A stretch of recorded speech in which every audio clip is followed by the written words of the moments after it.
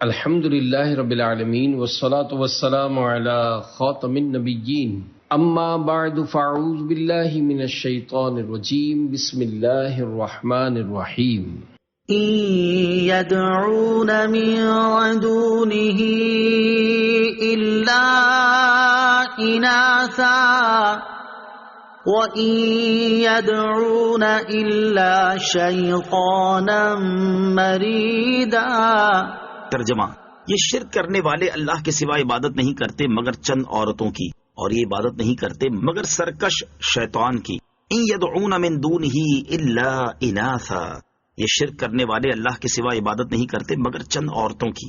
مشرکین کے بارے میں فرمایا کہ یہ کچھ عورتوں کو پوچھتے ہیں، یعنی مؤنث بتوں کو پوچھتے ہیں، جیسے لات، عزا، منات وغیرہ، یہ سب مؤنث نام ہیں۔ یوں ہی عرب کے ہر قبیلے کا ایک بت ہوتا تھا جس کی وہ عبادت کرتے تھے، اور اس کو اس قبیلے کی انثا یعنی عورت کہتے تھے۔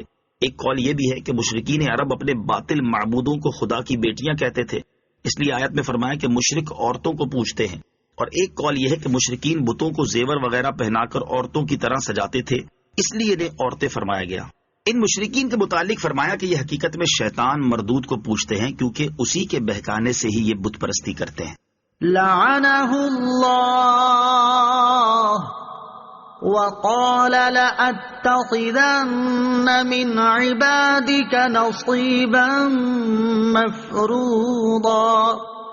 ترجمہ: جس پر اللہ نے لعنت کی اور اس نے کہا میں ضرور تیرے بندوں سے مقررہ حصہ لوں گا۔ لعنہ اللہ، جس پر اللہ نے لعنت کی، یہاں شیطان مراد ہے۔ اس پر اللہ عز و جل نے لعنت کی اور اس نے کہا تھا کہ میں تیرے بندوں سے مقررہ حصہ ضرور لوں گا، یعنی انہیں اپنا اطاعت گزار بناؤں گا۔ وَلَأُضِلَّنَّهُمْ وَلَأُمَنِّيَنَّهُمْ وَلَآمُرَنَّهُمْ فَلَيُبَتِّكُنَّ آذَانَ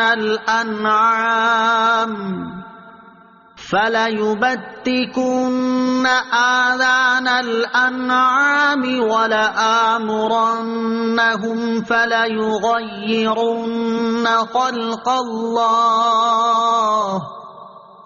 وَمَن يَتَّخِذِ الشَّيْطَانَ وَلِيًّا مِّن دُونِ اللَّهِ فَقَدْ خَسِرَ خُسْرَانًا مُّبِينًا۔ ترجمہ: اور میں ضرور انہیں گمراہ کروں گا اور انہیں امیدیں دلاؤں گا، اور میں انہیں ضرور حکم دوں گا تو یہ ضرور جانوروں کے کان چیریں گے، اور میں انہیں ضرور حکم دوں گا تو یہ اللہ کی پیدا کی ہوئی چیزیں بدل دیں گے، اور جو اللہ کو چھوڑ کر شیطان کو دوست بنائے تو وہ کھلے نقصان میں جا پڑا۔ وَلَأُضِلَّنَّهُمْ، اور میں ضرور انہیں گمراہ کروں گا۔ یہ شیطان کا کہنا تھا کہ میں ضرور لوگوں کو طرح طرح کی چیزوں کی، کبھی لمبی عمر کی، کبھی لذات دنیا کی، کبھی باطل خواہشات اور کبھی اور قسم کی امیدیں دلاؤں گا، اور وہ ان امیدوں کی دنیا میں پھرتے رہیں گے اور اللہ عز و جل سے غافل رہیں گے۔ لمبی امید رکھنے کی مذمت۔ شیطان مردود کا بڑا مقصد لوگوں کو بہکانا اور عملی اعتبار سے ایسا کر دینا ہے کہ نجات و مغفرت کا کوئی راستہ باقی نہ رہے۔ اس کے لیے وہ مختلف طریقے اپناتا ہے۔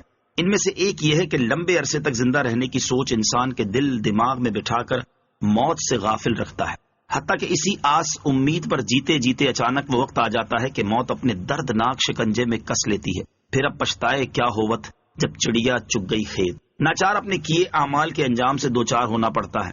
فی زمانہ لوگوں کی اکثریت موت کو بھول کر دنیا کی لمبی امیدوں میں کھوئی ہوئی ہے۔ امام غزالی رحمۃ اللہ تعالی علیہ فرماتے ہیں، لمبی زندگی کی امید دل میں باندھ لینا جہالت اور نادانی کی وجہ سے ہوتا ہے، یا پھر دنیا کی محبت کی وجہ سے۔ جہالت اور نادانی تو یہ ہے کہ آدمی اپنی جوانی پر بھروسہ کر بیٹھے اور بڑھاپے سے پہلے مرنے کا خیال ہی دل سے نکال دے۔ اسی طرح آدمی کی ایک نادانی یہ ہے کہ تندرستی کی حالت میں ناگہانی موت کو ناممکن سمجھے۔ لہذا ایسے شخص کو چاہیے کہ وہ ان باتوں میں غور کرے۔ کیا لاکھوں بچے جوانی کی دہلیز پر پہنچنے سے پہلے ہی راہی عدم نہ ہوئے؟ کیا ہزاروں انسان چڑھتی جوانی میں موت سے ہم آغوش نہ ہوئے؟ کیا سینکڑوں نوجوان بھری جوانی میں لقمۂ اجل نہ بنے؟ کیا دسیوں نوجوان بیماریوں کا شکار نہ ہوئے؟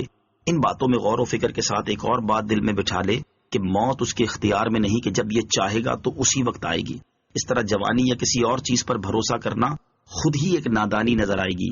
لمبی زندگی کی امید کی دوسری وجہ دنیا کی محبت ہے۔ انسان اپنے دل کو تسلی دیتا رہتا ہے کہ ابھی تو زمانہ پڑا ہے، ابھی کس نے مرنا ہے، میں پہلے یہ مکان بنا لوں، فلاں کاروبار شروع کر لوں، اچھی گاڑی خرید لوں، سہولیات سے اپنی زندگی بھر لوں، جب بڑھاپا آئے گا تو اللہ اللہ کرنے لگ جائیں گے. اس طرح ہر کام سے 10 کام نکالتا چلا جاتا ہے، حتیٰ کہ ایک دن پیغام اجل آ پہنچتا ہے. اب پچھتانے کے علاوہ اس کے پاس کچھ نہیں بچتا. اس میں مبتلا شخص کو چاہیے کہ دنیا کی بے ثباتی اور اس کی حقیقت کے بارے میں معلومات حاصل کرے، کیونکہ جس پر دنیا کی حقیقت آشکار ہو جائے کہ دنیا کی لذت چند روزہ ہے اور موت کے ہاتھوں سے ایک دن ختم ہونا ہی ہے، وہ اسے عزیز نہیں رکھ سکتا. دلا غافل نہ ہو یکدم، یہ دنیا چھوڑ جانا ہے، بغیچے چھوڑ کر خالی زمین اندر سمانا ہے. وَلَآمُرَنَّهُمْ، اور میں ضرور انہیں حکم دوں گا. یہ شیطان کا قول ہے کہ اس نے کہا میں لوگوں کو حکم دوں گا کہ وہ بتوں کے نام پر جانوروں کے کان چیریں یا اس طرح کی دوسری حرکتیں کریں. چنانچہ لوگوں نے ایسا ہی کیا کہ اونٹنی جب 5 مرتبہ بچہ جن دیتی تو وہ اس کو چھوڑ دیتے اور اس سے نفع اٹھانا اپنے اوپر حرام کر لیتے اور اس کا دودھ بتوں کے لیے وقف کر دیتے اور اس کو بحیرہ کہتے. شیطان نے ان کے دل میں یہ بات ڈال دی تھی کہ ایسا کرنا عبادت ہے. اللہ تعالیٰ کی پیدا کی ہوئی چیزوں میں خلاف شرع تبدیلیاں کرنے کا شرعی حکم. شیطان نے ایک بات یہ کہی کہ وہ لوگوں کو حکم دے گا تو وہ اللہ تعالیٰ کی پیدا کی ہوئی چیزیں ضرور بدلیں گے. یاد رہے کہ اللہ عز و جل کی پیدا کی ہوئی چیزوں میں خلاف شرع تبدیلیاں حرام ہیں. احادیث میں اس کی کافی تفصیل موجود ہے. ان میں سے 4 احادیث سماعت کیجیے. نمبر 1، حضرت ابو ہریرہ رضی اللہ تعالیٰ عنہ فرماتے ہیں سرکار دو عالم صلی اللہ تعالیٰ علیہ وسلم نے اس مرد پر لعنت فرمائی جو عورت کا لباس پہنے اور اس عورت پر لعنت فرمائی جو مرد کا لباس پہنے. نمبر 2، حضرت عبداللہ ابن عباس رضی اللہ تعالیٰ عنہ فرماتے ہیں نبی اکرم علیہ الصلوۃ والسلام نے زنانہ مردوں اور مردانی عورتوں پر لعنت فرمائی اور ارشاد فرمایا انہیں اپنے گھروں سے باہر نکال دو. نمبر 3، حضرت ابو ہریرہ رضی اللہ تعالیٰ عنہ سے روایت ہے حضور اقدس صلی اللہ تعالیٰ علیہ وسلم نے فرمایا عورتوں سے مشابہت اختیار کرنے والے مرد اور مردوں سے مشابہت کرنے والی عورتیں صبح و شام اللہ تعالیٰ کی ناراضی اور اس کے غضب میں ہوتے ہیں. نمبر 4، حضرت عبداللہ ابن عمر رضی اللہ تعالیٰ عنہما فرماتے ہیں تاجدار رسالت صلی اللہ تعالیٰ علیہ وسلم نے اپنے بالوں میں دوسرے کے بال لگانے والی اور لگوانے والی اور بدن گودنے والی اور گدوانے والی پر لعنت فرمائی. صدق اللہ العظیم.